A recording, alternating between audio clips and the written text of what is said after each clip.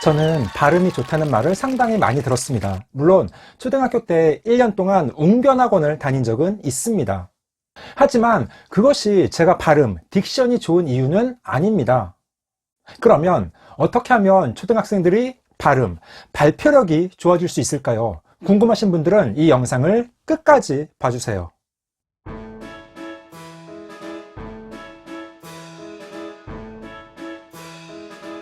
안녕하세요. 반갑습니다. 초등교사 해피 이선생입니다. 오늘은 초등학생들이 발음, 발표력 향상 비법 3가지에 대해서 이야기를 해보도록 하겠습니다. 그럼 지금 바로 시작하겠습니다.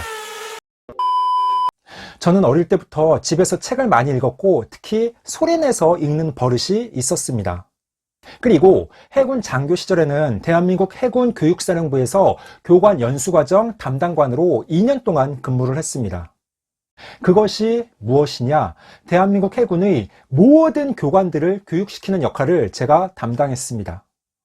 그러니까 해군에서 배를 타거나 육상 근무를 하거나 교관으로 뽑힌 사람들은 무조건 저에게 와서 해군 교육사령부의 교관 연수 과정으로 와서 3주간 교관 교육을 받는 것이었습니다. 그러면 저는 교관이 될 준비가 되어 있지 않은 사람들에게 3주 동안 다른 사람들 앞에서 잘 가르치는 방법, 교관의 기본적인 자세, 그런 것들을 집중적으로 교육을 시키는 것이었습니다. 혹시 여러분들 교관과 조교의 차이는 아시죠? 교관과 조교 모두 군대에서 교육을 담당하는 사람들인데 교관은 장교나 부사관을 의미하고 조교는 병을 의미합니다. 그러니까 여러분들이 군대 훈련소에서 빨간 모자 쓰고 있고 막 로봇처럼 걸어다니고 이야기하는 사람들은 대부분 다 조교입니다. 병입니다. 병. 그리고 군대에서 장교나 부사관들을 교육시키는 사람들이 교관이고 저는 대한민국 해군의 모든 교관들을 다 제가 교육을 시켰었습니다. 그러면 제가 근무할 당시에 교관으로 뽑힌 장교나 부사관들에게 어떻게 교관 교육을 시켰을까요?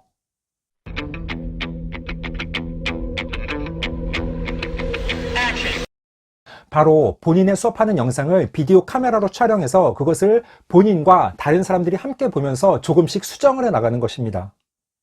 그렇게 3주 동안 본인이 강의하는 모습을 촬영해서 그것을 본인과 다른 사람들이 함께 나눠보면서 수정해 나가면 정말로 비약적으로 발전을 합니다.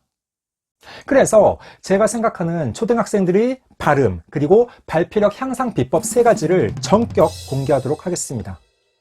먼저 첫 번째, 집에서 책을 읽을 때 꾸준하게 소리내서 읽자.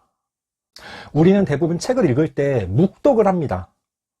즉, 소리를 내지 않고 속으로 읽는 것입니다. 그런데 도서관이나 공공장소에서 어쩔 수 없이 묵독을 해야 되겠지만 집에서 책을 읽을 때는 소리내서 읽는 것이 훨씬 좋습니다. 소리를 내서 책을 읽는 낭독은 아주 오래된 독서법으로 예전 중세시대까지는 속으로 읽는 묵독은 없고 대부분이 다 낭독을 했다고 합니다. 낭독을 할 때 사람의 뇌를 MRI로 촬영을 했더니 묵독을 할 때는 움직이지 않던 운동 중추가 활발하게 움직이면서 뇌의 더 많은 영역을 자극해서 뇌 발달에 유익하다는 연구 결과가 이미 발표되었습니다. 그래서 10세 미만의 아이들이나 또는 책을 읽으면서 자꾸 딴 생각을 하는 사람들한테는 소리내서 읽는 낭독법을 강력하게 추천합니다. 똑 부러지는 정확한 발음을 원한다면 소리내서 읽기가 도움이라고 하는 뉴스가 있습니다. 그리고 2016년 4월 29일 아시아 경제 뉴스에 보면 소리내서 읽자 학습 능력 쑥이라고 하는 기사도 있고요. 독사론이라고 책 읽는 방법에 대한 서상훈의 책에서도 낭독의 방법을 추천하고 있습니다. 그는 책에서 낭독하면 한 글자 한 글자를 정확하게 읽게 되므로 자연스럽게 정독할 수 있다라고 하면서 낭독은 글씨만 읽는 행위를 넘어 귀의 감각을 일깨우고 소리의 진동을 통해 몸이 반응함으로써 온몸으로 기억하고 집중할 수 있다고 추천하고 있습니다. 그래서 저도 특히 초등학생들의 경우에는 집에서 책을 읽을 때 낭독의 방법을 강력하게 아이들에게 권하고 있습니다. 둘째, 집에서 책 읽는 것을 녹화 또는 녹음해서 아이와 함께 보거나 들어보자. 아마 부모님들은 어릴 때 카세트에 본인의 목소리를 또는 노래를 녹음해서 들어봤던 기억이 아마 한 번쯤은 다 있을 것입니다. 그쵸? 그런 적 한 번쯤은 다 있으시죠? 녹음한 본인의 목소리를 들었을 때 어땠습니까? 아마도 듣기 좋았던 사람은 거의 없을 것입니다. 하지만 본인 목소리의 특징과 장단점은 정확하게 알 수 있습니다. 따라서 아이들이 책 읽는 것을 녹화나 녹음해서 본인에게 들려주는 것이 상당히 좋은 방법입니다. 그러면 아이가 어떤 상투어를 많이 쓰고 어떤 발음을 어려워하는지 극명하게 알 수가 있습니다. 그리고 그렇게 부족한 부분을 아이와 함께 보고 들으면서 그 부분을 집중적으로 보충하면 됩니다. 요즘은 워낙 스마트폰에 녹음이나 촬영 기능이 잘 되어 있어서 아마 손쉽게 마음만 먹으면 할 수 있을 겁니다. 제가 앞서 이야기한 해군에서 교관을 양성할 때의 교육도 제가 방금 말씀드린 이 두 번째 방법과 아주 유사합니다. 셋째, 말할 때 항상 논리적인 말하기 훈련을 하자.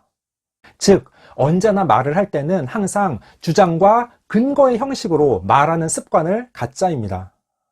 초등학교 대부분의 과목에서 본인의 생각을 말할 때는 항상 주장과 근거의 틀로 말하는 습관을 갖도록 계속 연습을 해야 됩니다.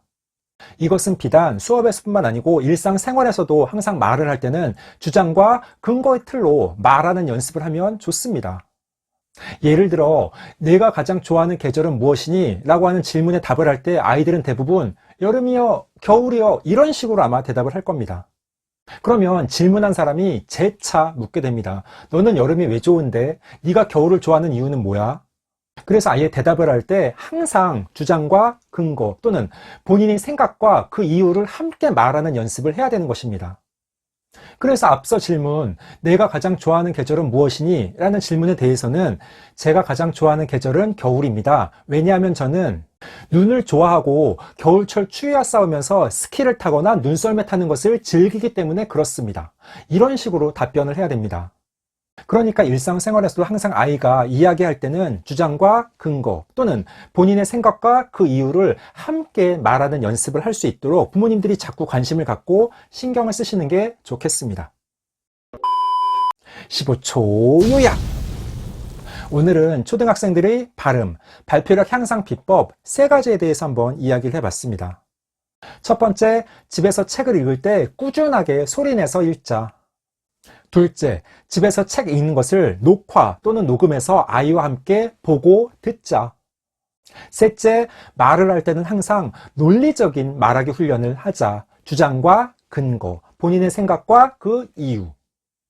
이 3가지를 꾸준하게 실천한다면 아마 우리 아이의 발음, 발표력이 놀랄 정도로 향상될 것이라고 확신합니다. 오늘 준비한 내용은 여기까지입니다. 앞으로도 보다 더 재미있고 유익한 영상을 가지고 꾸준하게 계속 찾아뵙도록 하겠습니다. 이상 초등교사 해피 이선생이었습니다. 안녕.